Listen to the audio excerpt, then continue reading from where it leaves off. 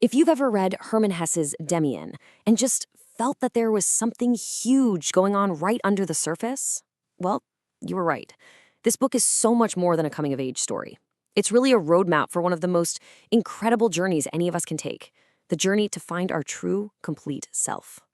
Right from the beginning, the whole story is built on this major conflict for our main character, Sinclair. He's literally torn between two worlds. On one hand, you've got the world of light, his family, safety, order. On the other, the world of darkness, full of secrets, temptation, and all the messy stuff.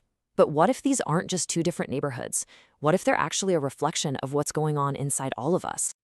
And that is the key that unlocks this whole book. Demian is basically a perfect story about what the famous psychologist Carl Jung called the individuation process. Now that sounds complicated, but it's really not. It's just the journey of bringing all the parts of yourself together, the good, the bad, the light, the dark, so you can become a whole person. So the real question is, how on earth does Sinclair pull this off? Well, the journey has to start somewhere, right? And the first step, the first gate you have to pass through is this. You've got to face the parts of yourself that you've been trying to ignore. You have to meet your own personal darkness. And, Jung had a pretty cool name for this. He called it the shadow. And listen, the shadow isn't some evil monster hiding under your bed. It's actually part of you. It's all the stuff we push down and pretend isn't there. Our insecurities, our secret desires, our conflicts. It's that darker personality that's inside every single one of us. So, in the book, who is Sinclair's shadow? It's the bully, Franz Cromer.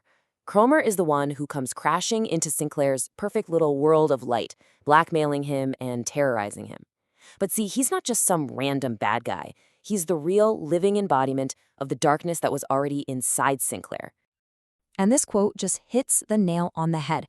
Sinclair eventually figures this out himself.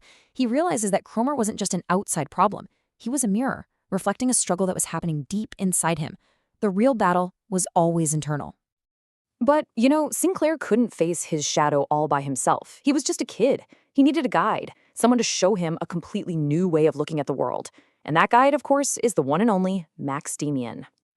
The biggest thing Demian does for Sinclair is completely smash his simple black and white view of the world. Sinclair grew up believing that good and evil were totally separate.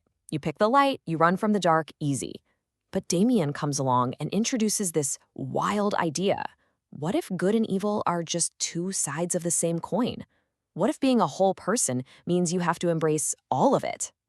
This is probably the most famous line in the entire book, and it comes in a note from Demian, and it's just the perfect metaphor for this whole journey.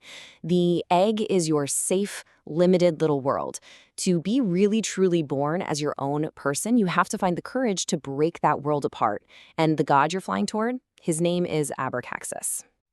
So who is this Abraxas? He's an ancient deity, and he's the ultimate symbol for this new way of thinking. He isn't just a good god. He's both divine and demonic. He's good and evil. He represents the complete union of all opposites, which is exactly what Sinclair is trying to achieve within himself. Okay, so Sinclair's got this powerful new philosophy, and now the journey starts to shift. Instead of battling outside figures like Cromer, the focus moves inward. He starts exploring his own mind, and his main tools for that exploration, his dreams and his painting. Sinclair's art becomes this incredible window into his own soul. It starts when he gets inspired by this woman he calls Beatrice, but when he tries to paint her, something else takes over. It's like his unconscious is guiding his hand.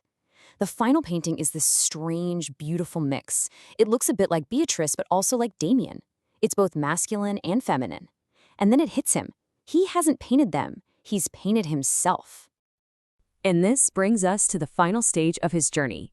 After finding that image of his inner self through art, Sinclair needs to see that wholeness in the real world, and he finds it in Demian's mother, the amazing Frau Eva.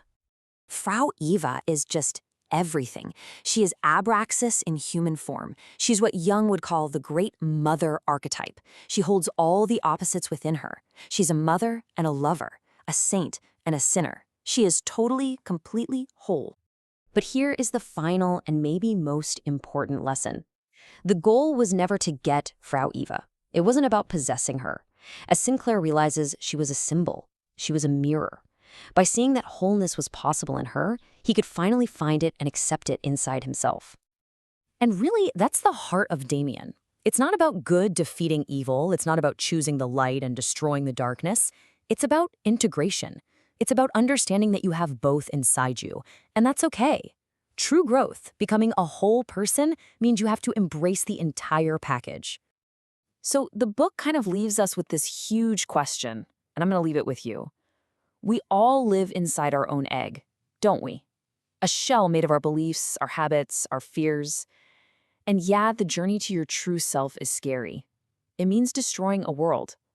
But it's also the only way we ever learn how to fly.